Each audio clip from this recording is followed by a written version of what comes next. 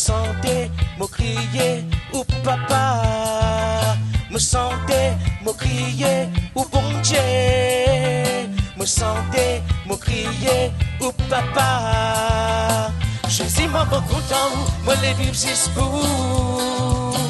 Non, n'y est pas poussé pour moi, comme moi ça avec vous. Jésus m'a content, moi les vivre jusqu'où. Non, n'y est pas poussé pour moi, comme moi ça avec vous. Ouais, dans mon problème, mon prier où. Mon connais qui jamais où Jésus pas pour laisser moi tomber. Dans mon problème, mon prier où. Mon connais qui jamais où Jésus pas pour laisser moi tomber. Tapez la main ensemble.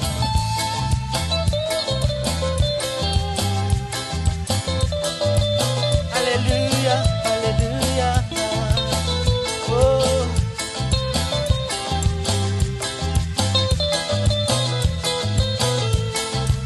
Me sentais, me crier, ou bon Dieu.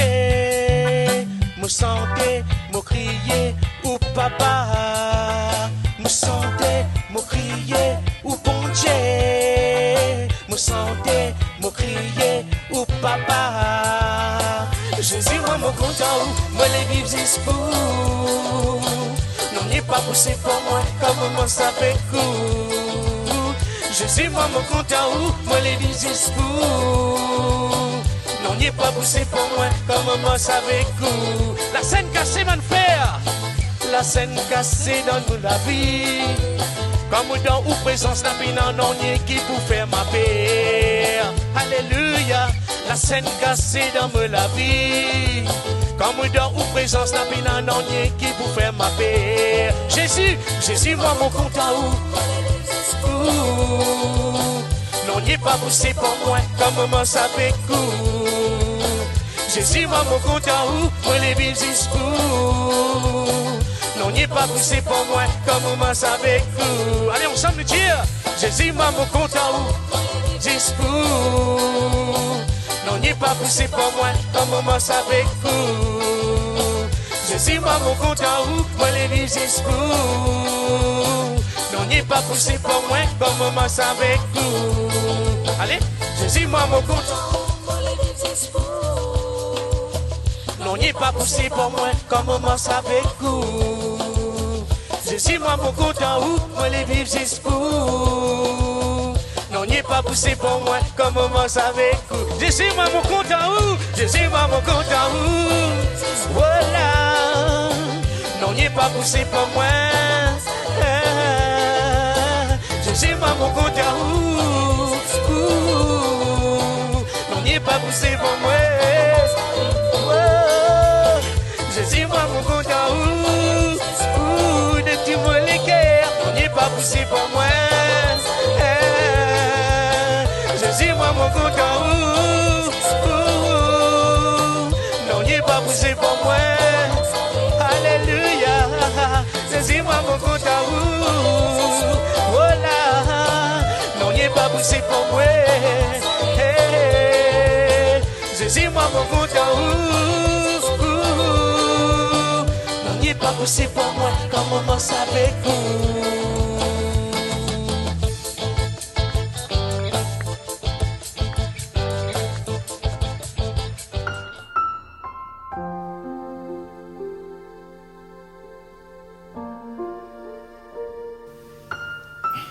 Bonjour les amis, bienvenue à chacun. J'aimerais vraiment vous poser une question ce soir. Est-ce que vous croyez encore à la délivrance? Ou peut-être vous posez cette question, est-ce possible encore aujourd'hui d'être délivré par l'Éternel? La parole de Dieu dit, et ce soir on va s'appuyer vraiment sur ce que dit la parole de Dieu sur la délivrance. Dans le psaume 34, au verset 18, il est dit quand les justes crient, l'Éternel entend et il les délivre de leur détresse.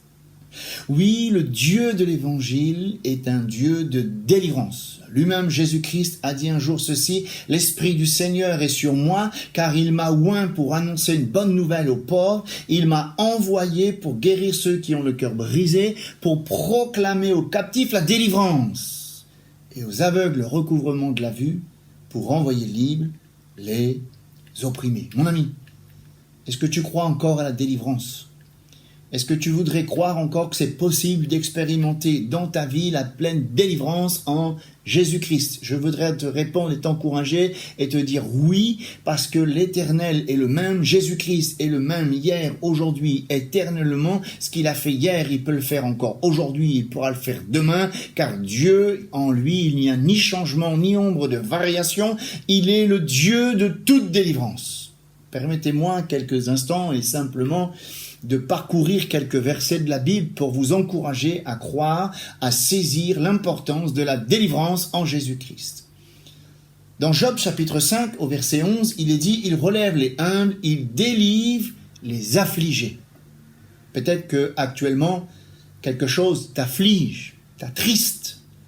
Eh bien, lorsqu'on se confie en l'Éternel, il est capable de changer les larmes de tristesse en larmes d'allégresse. Il peut te délivrer de toute l'affliction, de cette souffrance intérieure, car quand un malheureux crie, l'Éternel le délivre. Au verset chapitre 34 des psaumes, au verset 18, il est dit « Quand les justes crient à l'Éternel, l'Éternel entend, il les délivre de toute leur détresse. » Il y a tellement de sujets de détresse, un échec, une épreuve, une mauvaise nouvelle. C'est comme toutes sortes d'agressions, d'informations qui nous amènent à être dans la tristesse. Oui, mais Jésus entend la voix des larmes, il entend la prière du juste, il entend la prière du malheureux, et il peut te délivrer de la détresse, et il peut ramener l'espérance là où il y a le désespoir. Il peut faire naître la lumière là où il y a les ténèbres. La parole de Dieu dit non, les ténèbres ne régneront pas toujours. Parce que Jésus fait lever sa justice et sa lumière. Dans le psaume 68 au verset 7, il est dit « Dieu donne une famille à ceux qui étaient abandonnés. Il délivre les captifs et les rend heureux. » Les captifs. Peut-être que tu te sens prisonnier. Et dans ce psaume, il est écrit « Je suis en prison et je ne puis sortir ». Et peut-être que tu te débats avec quelque chose qui t'a cloisonné, dans quelque chose qui t'impose des limites. Je crois que quand on crie au Seigneur, il peut te délivrer de ces limites. Un peu comme Jaïbé qui a crié « Éternel, si tu étends mes limites ». Et je crois que Dieu, dans sa toute-puissance, dans sa grâce, dans sa miséricorde, dans son amour, peut, étendre tes limites et sortir de ce qui te tient captif. Allons un peu plus loin. Dans le psaume 68, toujours au verset 20, « Béni soit le Seigneur chaque jour, quand on nous accable, Dieu nous délivre. » Nous accable, c'est comme un fardeau, un souci, n'est-ce pas? Et je crois qu'actuellement, beaucoup ont des soucis, les soucis de la vie, les soucis de l'avenir, les soucis pour les enfants, les soucis de la peur, etc. Et lorsqu'on se réfugie en Dieu, lorsqu'on se confie en Dieu, il peut nous délivrer de tous ces soucis, non pas qu'on va vivre dans le laxisme, mais dans une totale foi, on va se reposer et le souci de la vie, les soucis de la vie ne seront pas comme un fardeau sur nous. La preuve, Jésus a dit, venez à moi, vous tous qui êtes fatigués et chargés, je vous donnerai du repos.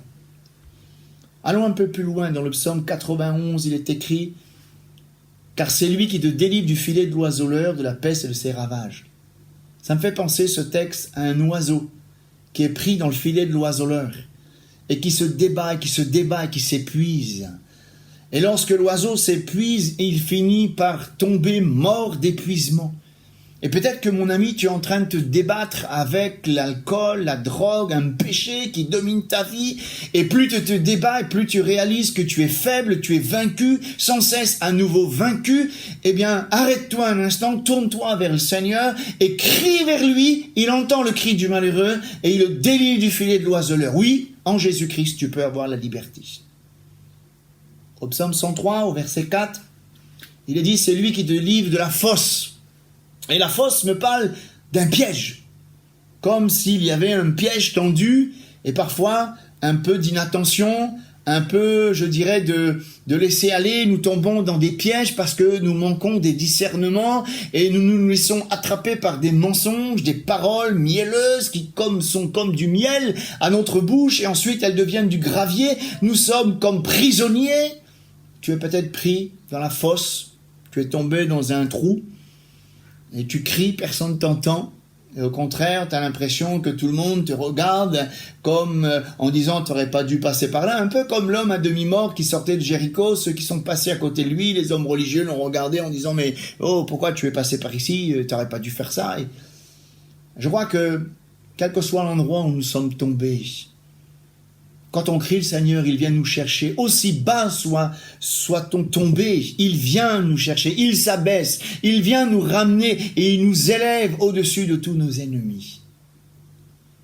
Dans le Proverbe 10, au verset 2, il est dit « Les trésors de la méchanceté ne profitent pas, mais la justice délivre de la mort. » Et je crois que Dieu délivre de la peur de la mort. Beaucoup de personnes ont peur de la mort, on l'appelle la mère de l'épouvante. Et beaucoup de personnes, lorsqu'on parle de la mort, elles sont là, oh, je veux pas en parler, j'ai peur. Je crois que ce qui fait peur, c'est ce qu'il y a derrière. Je crois que Jésus peut nous libérer de cette peur de la mort, parce que la Bible dit que Jésus a vaincu la mort, et lorsqu'on reçoit le Christ comme sauveur, la mort est vaincue, nous recevons la vie qui s'appelle la vie éternelle, et un chrétien ne devrait pas avoir peur de la mort, puisque quand il ferme les yeux, il va directement dans la gloire, il ne verra même pas la mort, parce qu'il a en lui la vie éternelle. Ô mort, où est ta victoire, dira l'apôtre Paul, et je crois que dans la foi, tu peux dire la même chose, parce que Jésus te délivre de la peur de la mort, car tu as en toi, qui crois en Jésus-Christ, la vie éternelle. Dans Jérémie chapitre 31, verset 11, « Car l'Éternel rachète Jacob, il le délivre de la main d'un plus fort que lui. » Comment ne pas penser à l'adversaire, le diable, qui est plus fort que nous, par ses ruses, par ses mensonges, par sa terreur. Et peut-être que quelqu'un qui écoute cette vidéo, cette parole, il est en proie à toutes sortes de tourments dans son âme. Le soir, tu fais des cauchemars, tu as des cauchemars qui sont ténébreux, tu es comme prisonnier, une force t'empêche de faire ce que tu veux. Et arrête-toi un instant, invoque le Seigneur. Cet homme fort a été vaincu à la croix par Jésus-Christ. Et tu peux être libéré de cet homme fort parce qu'il y a l'homme plus fort. Et l'homme plus fort, c'est Jésus-Christ. Confie-toi en lui. Et enfin, dans 1 Thessaloniciens chapitre 1er verset 10, il est dit « Pour attendre des cieux son Fils, qu'il a ressuscité des morts, Jésus, qui nous délivre de la colère à venir. » Dans la foi en Jésus-Christ, nous sommes délivrés de la condamnation, du jugement. La Bible dit dans Romains 8, verset 1er, il n'y a plus de condamnation pour ceux qui sont en Jésus-Christ. La colère à venir n'est pas pour les élus, n'est pas pour les enfants de Dieu. Tu n'as plus à avoir peur du jugement, tu n'as plus à avoir peur de la colère à venir. Si ta vie est conforme à l'Évangile, si elle est cachée en Christ, il te délivre de la peur, de la colère à venir. Alors, je terminerai juste avec ce verset dans Luc 1, verset 71, un sauveur qui nous délivre de nos ennemis dans la main de tous ceux qui nous haïssent. Alors, est-ce que tu veux croire aujourd'hui à la délivrance? Jésus est le Dieu de la délivrance. Le Dieu de l'Évangile est le Dieu de la délivrance. Et il délivre encore aujourd'hui parce qu'il est le même hier, aujourd'hui, éternellement. Alors, ne te laisse pas vaincre par le mensonge qui voudrait te faire croire que c'est pas possible d'être délivré, que tu es pris comme dans le filet de l'oiseleur. N'oublie pas, quand un malheureux crie, l'Éternel entend et le délivre de toutes ses détresses. Que Dieu te bénisse et qu'il te délivre maintenant dans la foi. À très bientôt, chers amis. Si vous souhaitez davantage d'informations sur les programmes vidéo ou audio de la semaine, connectez-vous sur le site vie.re.